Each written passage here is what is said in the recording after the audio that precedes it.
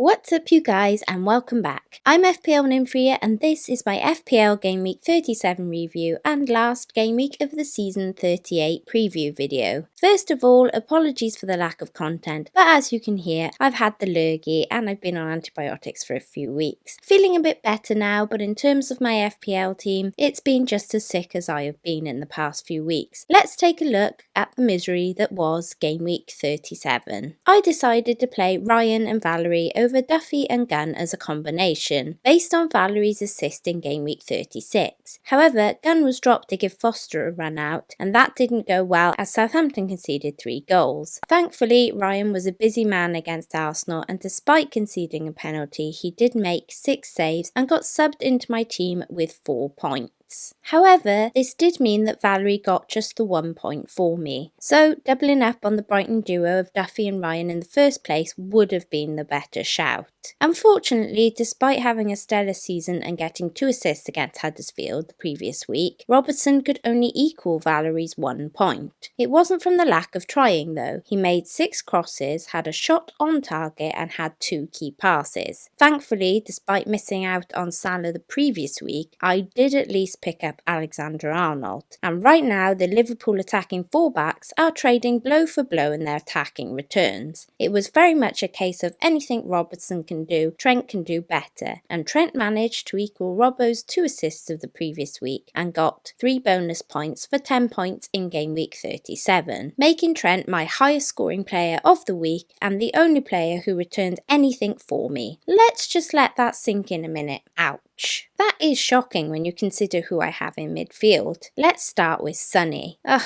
suppose we better get that horror show out of the way first. Before this game week started, I felt like it might be time to get off of my Spurs assets, and so I was going to take a -4 for Eric and Son out for Hazard and Jota. Instead, I panicked that selling both in one go may not be wise given the Bournemouth fixture could have gone either way. That and the fact Son got a rest for his suspension in the Champions League, well, I could not have foreseen Sonny going batshit crazy. He's like the least batshit crazy player in the league. With a rush of blood to the head, 43 minutes in, Sonny got a red card. A red. Hin-Mun Son got a red card. If I could sum up my season in one player, it would definitely be Sonny getting that red card. It has promised so much, looked absolutely great on paper, but stuffs you up when you least expect it. Absolute madness. And so, with me having little points to give away anyway this week, Sonny decided to get himself suspended and take 2 of my FPL points with him. Cheers for that, Sonny. Now, given that Jota didn't go nuts, getting me just the 2 points, I traded like for like with him and Eric. However, had I have made the -4 move for Sonny out for Hazard, I would have an extra 7 points now. Not much I know, but given the rest of my team, that 7 points would have helped the red be a little less painful. Moving on to Mane, with a shot on target, a big chance missed and a key pass, it seems since selling Salah on my wildcard that Mane has typically gone quiet the past 2 game weeks. Maybe he needs Firmino to bounce off of. Either way, he added just 2 points to my total. With things going badly, all eyes were on the City boys to save my game week. Sterling costing me 11.7 mil and despite having a great record at home, could only manage 1 more point than Mane with 3. Extremely disappointing given he has got me just 1 assist since owning him. Then we have my forwards. As I've just mentioned, the City boys, I was hoping for an Aguero-shaped captain miracle. However, he could only manage the 2 points for me, matching both Jimenez and Rashford, for a forward line of rubbish ducks. I was wavering on using my triple captain this game week on Aguero with him being at home. I'd like to say thankfully I didn't, but right now, given my luck, I'm not 100% sure whoever I choose next week will do any better. So as stated in my thumbnail, I ended up having my worst game week ever, I'm pretty sure of any season ever, and I finished on a very red arrow with just 29 points, nearly half the points of the average, and I'm currently sat at 183,955. Now if you offered me this at the start of the season, I'd have taken it, but I don't think I've ever finished this badly, so it feels a bit disappointing. On my bench, Hodgberg got 2 points along with Duffy, and Mariappa got just the 1. My bench was just as bad as my actual team. So now on to my Game Week 38 team, the last game week of the season. Here's how I am currently lined up.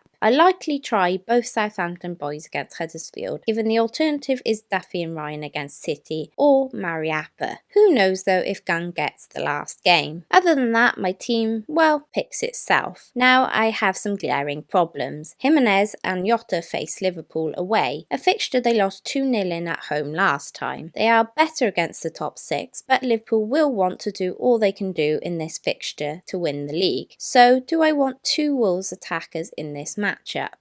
I also have lost all faith in my United assets, and despite facing Cardiff, a fixture Rashford scored in last time, I'm not sure I want to keep hold. And of course, I need to ship Sonny. Well, unless I'm going to play Hojbjerg. I have 3 million in the bank right now. I could do a straight swap of Son to anyone such as Hazard. Before his concussion, I was considering getting Son and dropping Robbo to a dirt cheap defender. I haven't ruled this out, but it's very risky given the current situation.